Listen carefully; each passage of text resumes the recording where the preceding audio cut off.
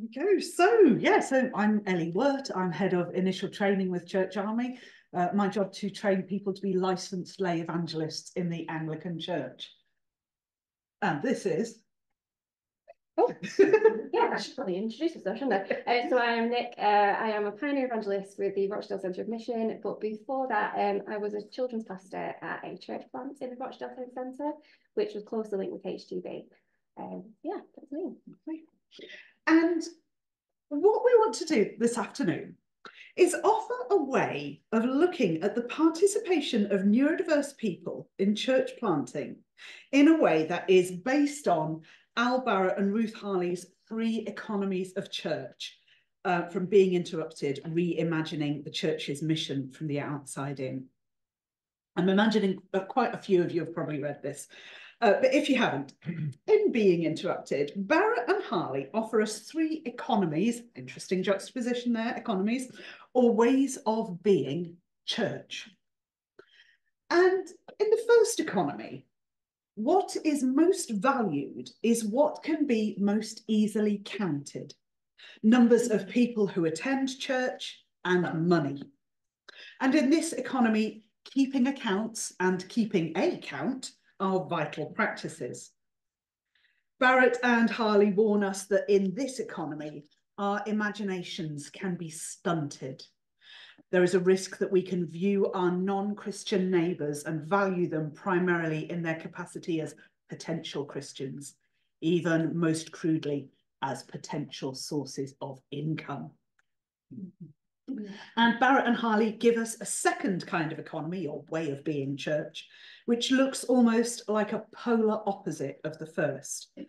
Quote, they say, in this economy, what is valued most is what happens beyond the walls of the church, the growth of God's kingdom. There's a flow, an outpouring from church into the wider world. And Barrett and Harley argue that although ethically and spiritually, this would seem to be a dramatic improvement on a life shaped by the first economy, there's still something lacking. And they come to this in their third economy, which values and longs for the growth of God's kingdom, like their second model. But unlike economy 2, the flow is not just one way outwards in service and proclamation. In fact, they say, this third economy values something that economy 1 emphasizes, what the church receives from the outside in. But it expands those possibilities for that far beyond what can be counted in money and people. And they describe this language as gift, as, quote, God-given, unique, diverse, often surprising, mysterious even. And what we want to do is repurpose Barrett and Harley's 3 economies, or ways of being church, and look at them as a way of exploring church planting and neurodiverse people. Although the first model of valuing only what can be counted in terms of people and money would seem to have little allure for church planters, there is a risk that when we are creating new Christian community, the presence of neurodiverse people in a new church could be seen as a token of inclusivity. Yes, we've got lots of autistic kids in the church. Aren't we wonderful and diverse? I think the second model holds a greater risk for church planters. In a desire to see the growth of God's kingdom, there's a risk that planters can outpour love in service to neurodiverse people in their community or in proclaiming the gospel. And these, of course, aren't bad things, but we would advocate that Barrett and Harley's third economy is the better model for church planters.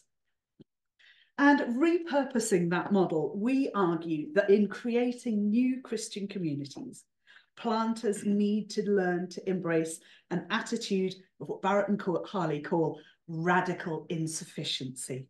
Not to assume that we have all the answers, and to delight in the gifts that are shared both with and to neurodiverse people. We like the language of gifts in Barrett and Harley's third economy.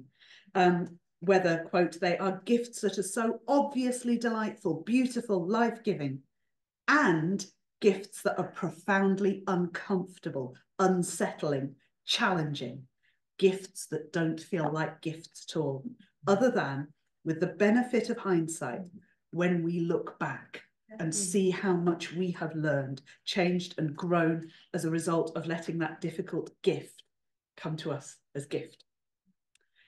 And Nick, I've done the sort of theory bit with a book to prove it's academic, but Nick is now going to talk about the real stuff, about how participation in church planting should not just be, oh yes, no, Nick's going to tell us how the church plant in Rochdale did this in practice. Absolutely. So I was very glad that Joshua was assertion before that we don't need to be a genius to stand up in front today. I come very much from a practical angle, having worked on estates, having been part of church plants, and I hope that the stories that I share with you today might inspire you, might cause you to reflect, or you might completely disagree with me, and that is okay too. So our church was planted in the middle of a lockdown, a time of which was, to be honest, quite a time of disconnection and isolation for so many, who ironically, for us, it actually became a time of drawing people from the margins back into church. What we found during this period was that there were so many families with neurodiverse children and adults that had faced discrimination and marginalisation within worshipping communities, and such hadn't accessed them. Many of these communities had failed to consider the reasonable adjustments that the Equality Act of 2010 mentions, and that might have helped them to access the church, but others had made adjustments but maybe lacked the desire to continue to make adjustments if the first attempt didn't work.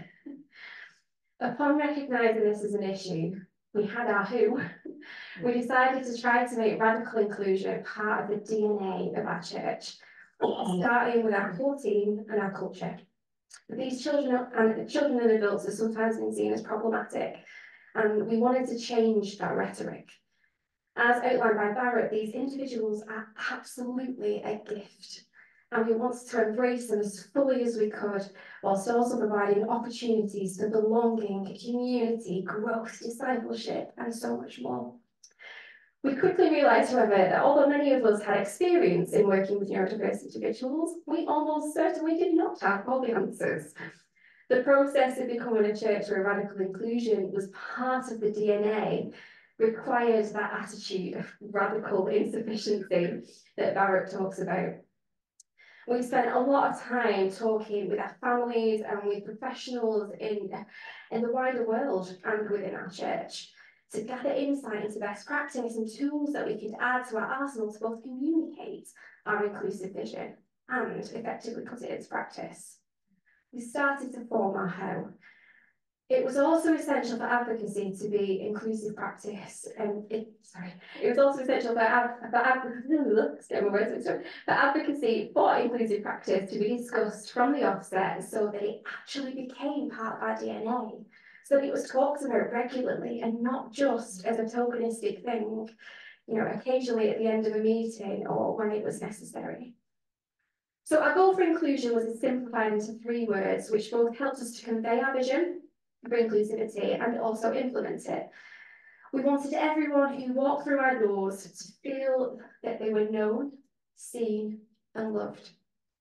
So we employ various strategies to help these sentiments to become a reality in our church, and hopefully I can give you a quick overview of these strategies in the next few minutes, but feel free to ask me to go into further depth later if you'd like me to. So, known. By wanting people to feel known, we aim to go beyond simple pleasantries of names and basic introductions, although admittedly they're a great starting point. But particularly within the children's work, which was my main concern, we wanted to make sure that we had conversations with parents about specific needs of the children.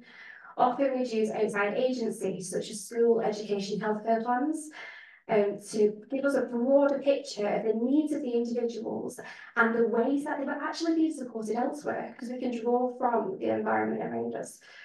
Often adults too with additional needs can get lost in congregations. We've seen it so many times. So we ensured that our staff team had various members of the congregation that were neurodiversity advocates, who could make first connections with newcomers and develop relationships of trust with them over time.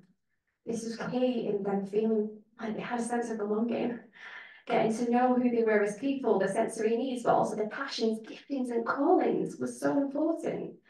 We might sometimes forget it as the church, but God also places callings on the neurodiverse. The second part of this vision was that people would feel seen. By this, we meant that we wanted our practices to be adaptive and visibly reflect action that had been put in place by the things we'd learned in the known stage. Largely, this meant adapting our practices and actively putting in place steps to recognise need and be prepared to be interrupted in our regular way of doing church. This process started by creating things like neurodiversity risk assessments, where we go around the building and figure out, actually, was our building accessible to the people that were walking in? Beyond things such as ramps and hearing loops, were our walls too brightly coloured? You know, did we have headphones and things like that for people who with sensory needs? There were so many things to consider, and considering this as a staff team actually transformed the culture within our church and within our staff team. It helps to identify barriers through the lens of the neurodiverse individuals to help them access and engage in church worship. Essentially, small changes actually made a huge difference to them feeling seen and having a sense of belonging. The third part of the vision was loved, and I'm going to go through it quite quickly, but our goal was to do more than simply pacify neurodiverse individuals and encourage assimilation or masking of their needs. We didn't just want them to behave. We wanted them to be loved, to know that they were loved, and to show them a love of a God who could transform their world. Rather than simply meeting the needs and having an attitude that said, we need to manage these people, we wanted to create environments where genuine mutual discipleship could occur. This stage required intentional relational input and mentoring where necessary, but mostly an attitude of inclusion in the church that had to first be modelled by the leadership in ways such as offering opportunities that might not have historically been available. I'll talk about this more shortly, but I'm just going to hand back to Elli. Thank you. Thanks, Nick. Because the second point that we want to argue is that participation in church planting shouldn't just be about involvement in church life, but should be about leadership as well. And we're going back to being interrupted here. And they talk about how churches can relinquish power. And they give us the image of the Roman centurion standing transformed at the foot of the cross in Mark's account of the crucifixion.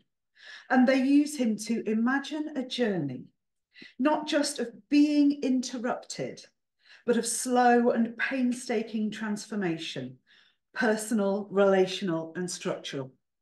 I was going to describe that. Read the book, it's really good. But basically what they are asking and wondering is if that centurion, as part of this Roman oppressing army of the time, can start to relinquish particular roles and refuse certain tasks as a way of him being transformed by the Christ he has met on the cross. Can he relinquish the kind of power that he has, perhaps taken for granted, being the one to speak first and have the last word, being the initiative taker, controlling the space, the terms of interaction, all the things that people in power get to do and decide. And of course, they are asking churches to apply that and ask that of themselves as well. And that's what we would like churches to do when thinking about neurodiverse people in leadership of church. Can we relinquish space and power and help and with, begin a journey of relinquishing, which needs to begin with ourselves. As in Barrett and Harley's words, we can find creative ways of stepping back, of clearing the space that we may have occupied to enable the agency of others. Shortened that slightly. Apologies if it doesn't make sense, because I want Nick to actually talk about how she's been doing that in practice in the Church Army Centre of Mission in Rochdale. Thank you. So I was thinking about how to sum up this section in a few words. Read it all. Are you sure? Yes. Well, that's what I was going to start with anyway. So I was thinking about my grandmother's words, who admittedly was not a theologian, but she was incredibly wise. And she said, just because it isn't easy doesn't mean it's not worth doing. I currently work with young people in estates in Rochdale, so many of who are on the margins of society, whether that be through poverty, ethnicity, social standing, or needs. Our community represents some of the most marginalised people in our town. We run a number of groups, including football clubs, youth clubs, family worshiping communities. It's wild. But if these are places where we build relationships and community, where we build belonging and share faith, help them to put the best foot forward in life.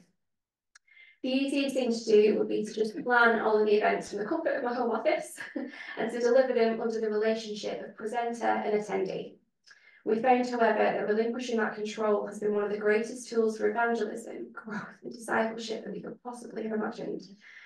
We currently work with 3 teenagers, amongst many, who have a wide range of neurodiverse needs, ranging from very severe ADHD, dyslexia, to high-functioning autism.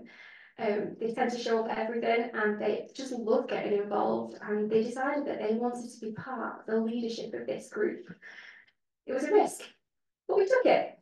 And we started to mentor them in leadership. And although this process can, I'm not going to lie, be akin to herding cats at various points, they are almost certainly a gift to our community that Barrett mentions.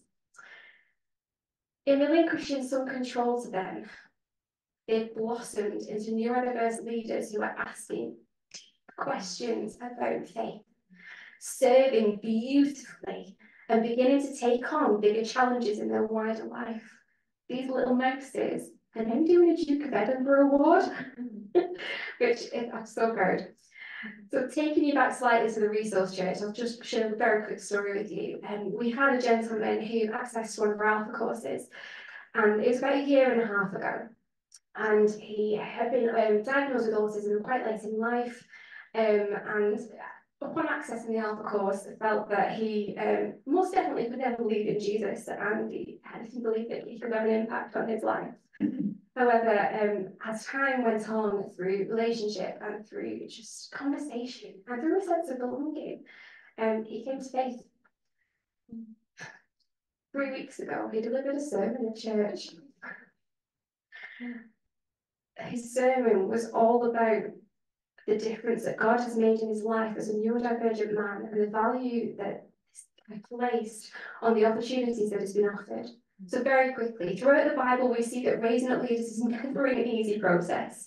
Some may argue that it's even more so the case when individuals do not fit the mould of leader that has been crafted over generations. But my questions to you today are wherever we are at in our journey as inclusive practitioners, are we as leaders willing to be interrupted in our assumptions and our practices? Are we willing to embrace the idea that we might not have all the answers? And are we willing to embrace the idea and advocate for those who are marginalised, that they be known, seen, and not only loved, but able to explore and step into whatever God is calling them to be? Just because it isn't easy doesn't mean it's not worth doing.